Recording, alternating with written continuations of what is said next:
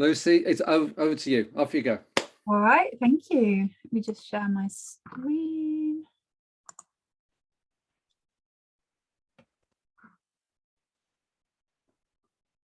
Is that? Yeah, we got it. Yeah. Oh, hold on. I'm not sure if you're seeing the right one. Bear with me. Yeah, okay, perfect.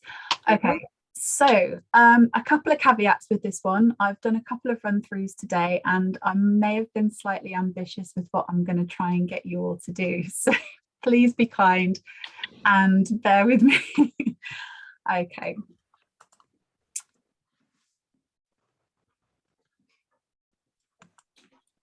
Right, so hello and welcome everybody. So this is our session on how to work more effectively with people. And for any of you here who don't know me, there's a few faces I'm not familiar with. I'm Lucy. I'm the co-founder of Human Everything, and we're all about making the working world a better place. And we do that through building better teams and enhancing mental health awareness. So for today's session, I thought I'd quickly dip you into the world of style preferences and behaviours. Yours and those of other people that are around you, because when we can really get under the bonnet of understanding how we function and look under the bonnet of other people, that's when great things can really start to happen. So for this session, you're going to need something to write on, a couple of pieces of paper maybe, obviously a pen or pencil. So if anyone needs to quickly dash off and grab something, do so now.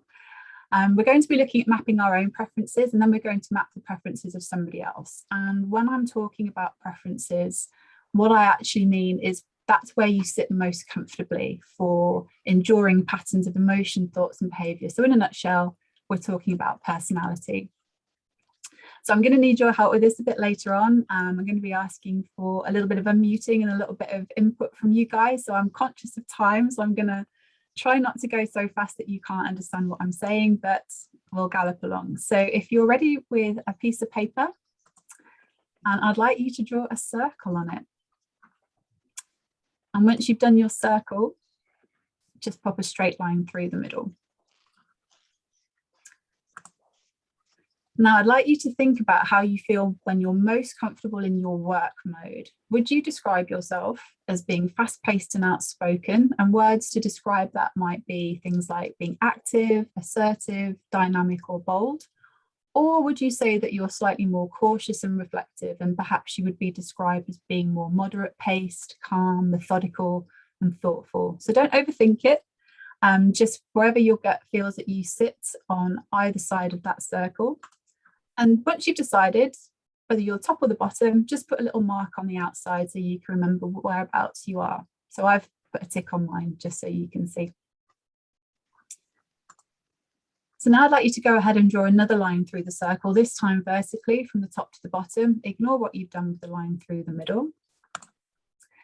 And the question for you now is, when you're, again, still in work mode, when you're at your most comfortable, would you describe yourself as being questioning and skeptical? And you might be describing that as logic focused, objective, reserved, and challenging. When I say challenging, that's you doing the challenging, not you being challenging. Or would you say that you're more accepting and warm? So are you more people focused, maybe empathizing, receptive and agreeable? So where are you most comfortable? And again, just pop a tick on the left or the right hand side of the circle so you can see which side of it you fall. Is everybody still with me? Yeah, I can only see 3 faces on my screen. Yeah. Perfect, thank you. Okay, so you should now have a circle with 4 quadrants in it, and hopefully a tick or a mark saying whether you're the top or the bottom and the left or the right. And now in each quadrant, I'd like you to put a D in the top left, just the letter D, a letter I in the top right, an S in the bottom right, and a C in the bottom left. Now what we have here, this circle, it's the basic DISC model, which is something that some of you may have come across before and be familiar with, or this might be something completely new. What we're looking at here is a tool, and we've just done a really fast people reading exercise. So while there's 4 quadrants in this map that we've got here, in the full disc profile, there's actually 12, but obviously we can't go into all of those for the purposes of today. So this is just going to help us with an approximation of ourselves, and it's a tool that you can use really quickly and easily on other people, which we'll move on to shortly. So if you decided that you were in the top half of the circle and on the left-hand side, so you're fast-paced and questioning and skeptical, you're most likely to be a D style, and that's in the top left. The D stands for dominance. Do we have any D styles in the room today? Do you want to unmute yourselves and give you a wave? Any yes. Okay, so for the D style, working priorities for you guys could be a focus on immediate results and taking action. You're very action focused, and you're the people who are motivated the most by competition, and you like winning. What might not be quite so obvious from an outsider's perspective, though, is that D styles might have a fear of losing control, or perhaps even fearing being taken advantage of. But what you will notice is a certain amount of directness and a level of self-confidence that these people will display. I'm beginning to hate you, Lucy. Sorry, Nigel. Okay, so if you were still on the top half of the circle, but you were on the right-hand side, so you were fast-paced, outspoken, but accepting and warm, you're most likely to be an I style. And the I stands for influence. So do we have any I styles in the room? Yeah, it's me. Yeah, and me. I'm not surprised. I'm not surprised because you guys, your priorities are a focus on collaboration. So you express enthusiasm, you're motivated by group activities and by building lots and lots of friendly relationships. So networking should be your thing. What might not be so obvious from the outside is that you might have a fear of being ignored, and you might also be a bit more concerned than others about the disapproval from other people. But what we do notice about you guys is a lot of sociability and a lot of talkativeness. So moving to the bottom half of the circle, if you were in the bottom half but on the right-hand side, so cautious and reflective, but also accepting and warm, then you're likely to be an S style. Hands up for any S's in the room. I can put my hand up. I wish to be difficult because I'm in both the lower 2 quadrants. I'm sorry about that, Lucy. You know. Yeah. No, that's okay. And if you did the full profile, Graham, we could break that down for you. But we'll just have to sit on the fence for this afternoon. So people with the S style, so the focus on there is to give support and maintain stability. So these are the people who are engaged with finding opportunities to help and like sincere appreciation. So really deep, meaningful stuff. What might not be quite so obvious looking in from the outside is that S styles have a fear of offending people and also are very uncomfortable in an environment where there's any kind of loss of harmony. But what you will notice is a calm approach, and these people are often very good listeners. And last but not least, if you were in the bottom half of the circle and you were on the left-hand side, so you're cautious, reflective, questioning and skeptical, you're most likely to be a C style. Anybody going to put their hand up for the C group? No C's. That's really interesting. Okay, so I can tell you Colin is a C, so I can speak for Colin. I would say I'm a little bit C and D. C and D. Okay. Yeah, that's me too. I'm half and half, you know. Okay, everyone, I mean, as we'll go on and see, we are all a blend of most of these, but the C style, in its essence, their working priorities are a focus on challenging assumptions and, importantly, ensuring accuracy. So they're motivated by learning new things, anywhere where they can gain knowledge, perhaps be the most experienced person in the room, alongside an attention to quality. They do fear being wrong, hence the need for all the knowledge to be the expert, and they're very unhappy with any kind of slipshod methods. So anything that's been half-baked, not gonna fly with these guys. What you will notice, these people are often quite reserved, they're quiet, and there is a focus on precision in what they're doing. So now hopefully you should all roughly know whereabouts you are in this circle. Now the circle that's on your screens now, this is the DISC workplace profile. So the words around the edge of the circle are called priorities, and they are priorities for the specific context of the workplace. So where you are on the map will determine your 3 main priorities. Now we can only put ourselves in a quadrant at the moment. As I mentioned, the individual assessment is a lot more detailed, and it may determine different priorities, but this is just a ballpark go for now. But just to demonstrate really quickly, this is my personalized map. As you can see, I'm an S. The dot placement is important, so that black circle with you written on it, that's important where that is in reference to where your priorities are and how strong they are. But the words closest to my dot that haven't been grayed out, you can see, are stability, support, and collaboration. So in a working environment, those are the preferences that I have. And that's where I comfortably sit. But you can also see an additional shaded area, those red and green stripes that take me up into a different area, and that's under the action priority. So I have an extra priority for action. So I've got 4 in total. You have anywhere between 3 and 5. So I'm showing you this because it's important to remember that all the styles and all the priorities are equally valuable. There aren't any styles or priorities that are better than others or worse than others, and we all have a blend of all 4. But just because you may fall naturally into a D or an S doesn't mean that other parts of the circle aren't accessible to you. It just means that to get there takes a little bit more energy. And the best way I can describe this is if you were to put an elastic band on where my black dot is and hold one end of it there, and then use your other hand to move the elastic band, hypothetically speaking, you can see it would very easily reach collaboration. With a bit of extra stretch, it would hit accuracy or enthusiasm. But if it was to stretch all the way across the circle to where you can see the word results or challenge, it would get there, but it would just take a lot more energy to get there. And that's kind of the point, really. And I can tell you from personal experience, when it comes to challenging people or being driven by results or competition, it's really not my thing. So it isn't about putting you in a box and labeling you, it's about understanding yourself better. And this is the first step to becoming more effective when working with other people. Because if you can understand your own and then other people's styles and their priorities, you can see how they differ from your own, and you can tailor your approach to fit those other people. So this is where it might go a bit crazy. We're going to help each other out a bit. So as you've seen, we've all got different styles here in the room, apart from the C's, who are sadly lacking. So I just want you to mark on your maps just an X where you think that you are, roughly there or thereabouts.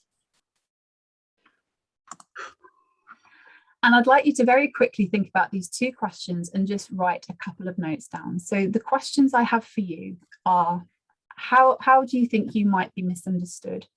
And now that you know your style, how do you think other styles could better relate to you? So I don't want anyone to have an existential crisis doing this, but just thinking about you at work, have there ever been times where people just haven't understood where you're coming from? They just don't seem to get you.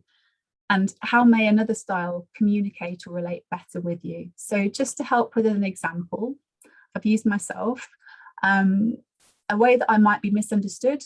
People may mistake kindness for weakness, and they might make an assumption I can't do the difficult stuff. Other styles can relate better to me if they understood that I need a bit of time to reflect and consider my answers. So being put on the spot and being asked to come up with what I think is a response that needs more thinking about actually is quite stressful for me. But it doesn't mean to say I can't do it. It's just that's not where I'm happy. That's not the world I'm happy being in, and that's not going to get the best from me. So have a think about those 2 questions based on your style. I'm going to give you 1 minute just to make a couple of bullet point notes. Okay, 3, 2, 1, go.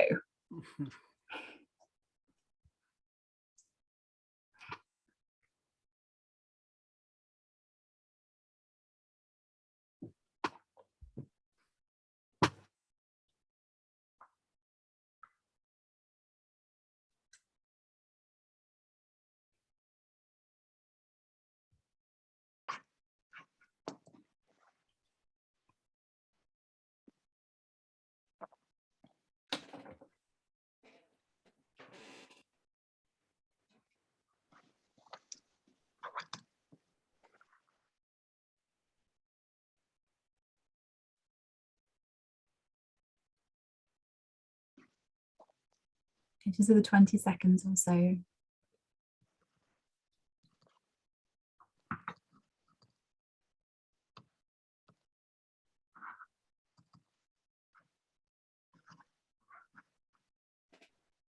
All right, so everyone got something written down? Perfect. Yeah. Yeah. Brilliant. Yeah. Okay, so the next step, I'd like you to think about somebody who you want to work better with. So this could be a customer, somebody that you're trying to make a sale with, it could be a colleague, it could be your boss, whoever they are, somebody that you know well enough to be able to answer these two questions. Are they fast-paced and outspoken, or cautious and reflective? So are they at the top of the circle or at the bottom of the circle? And are they questioning and skeptical, or accepting and warm? Are they left or right? And once you know where they fall in the circle, you can put them in the corresponding quadrant. So if you remember, top of the circle and to the left is a D, top of the circle and to the right is an I, bottom of the circle and to the right is an S, bottom of the circle to the left is a C. Is anybody lost? Are you all okay? All good. Yeah. Okay. Now, this is where the knowledge in this room is going to come in, because you're all different styles apart from C, and the people that you're thinking of might be a different style to you. So if the person you're thinking of does have the same style to you, then happy days. And I imagine you probably already get on with them pretty well already. So maybe think of somebody else. But if the person you're thinking of does have a different style to you, then some pointers on how to interact with them might be helpful. So we're going to get those pointers from people who share those styles who are here today. So starting with the Ds, because I know you Ds are action focused and you're going to be quick and to the point and get straight there. Can any of you unmute yourselves and just say a couple of bullet points about how you might be misunderstood, or how people might be able to better relate to you? Just a couple of sentences really quickly. And anyone else who isn't a D, just make some notes next to your D quadrant that you can take away and use in the future. Any willing volunteers? Yeah, okay. Confidence and assertiveness doesn't mean I'm uncaring or arrogant. Yeah, it's a good one, Nigel. Thank you for that. Has been said. Yeah. By somebody who wasn't listening. And the second question, by listening and not descending into your own insecurities, you might actually understand what I'm trying to say. Yeah, perfect. So thank you for that.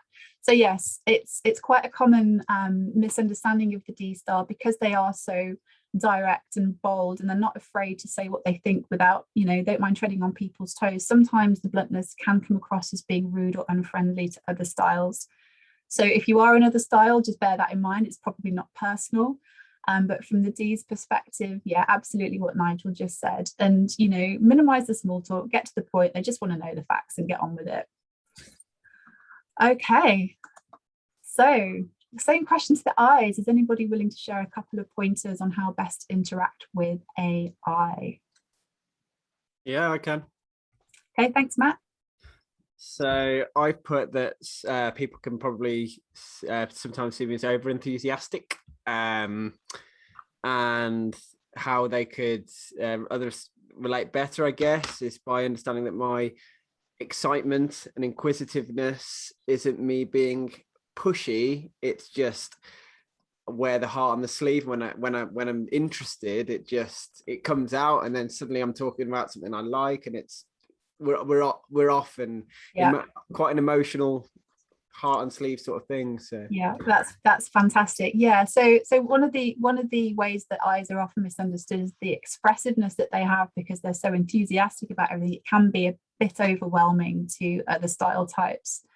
And yeah, being open and being able to listen to the ideas. If you've got an I person in front of you, that's what they want. They want you to listen and get caught up in it with them. So that's great. Thanks for that, Matt. I'll apologize to all now. Okay, have we got anybody from the S camp who wants to offer up some pointers for us? Yeah, okay. Thanks, Stu. Okay, so people often think they can take advantage of me because I'm nice, but they don't see the steel inside. Mm-hmm. Yeah. And how can others styles relate better to me? Just by, I think, listening to me and trying to, because I can be quite wordy, and trying to help me to kind of get to the point.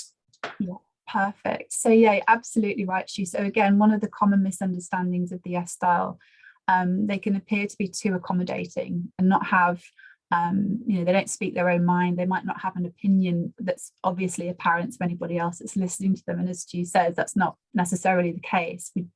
Just the time that's needed to be able to articulate what's going on inside. So time to process, time to consider. So that's fantastic. Thank you. And there's no C's out here, but I live with one. So I would say C's can come across as slightly disinterested in anybody else, maybe a bit critical. It's not that they think that you're rubbish, although you might feel that that's what they are thinking. It's just that they are trying to sort through the facts to get to the right answer, because if they don't get the right answer, that's like a really terrible position for them to be in. And the way that you can relate best to a C, really, I would say just let them get on with it. You know, these are the people that want to work on their own. They don't want to stand in front of the coffee machine and chat about their weekend. They just want people to leave them alone so they can get on with what they want to do, which is diving deep into the work that they're doing, and looking for those accuracy and really solid methods in what they're doing. So that's the C type for you. Right, so I've created some disc dogs here just to help you frame what we've talked about. Once you have an idea of what style it is that you're working with, whether again a customer, a peer, your boss, whoever, you can use this guide and the notes that you've made today to help you to communicate with them and understand what their world is looking like and how they work in order to enhance your relationship. So get to the point with a D. They want results fast.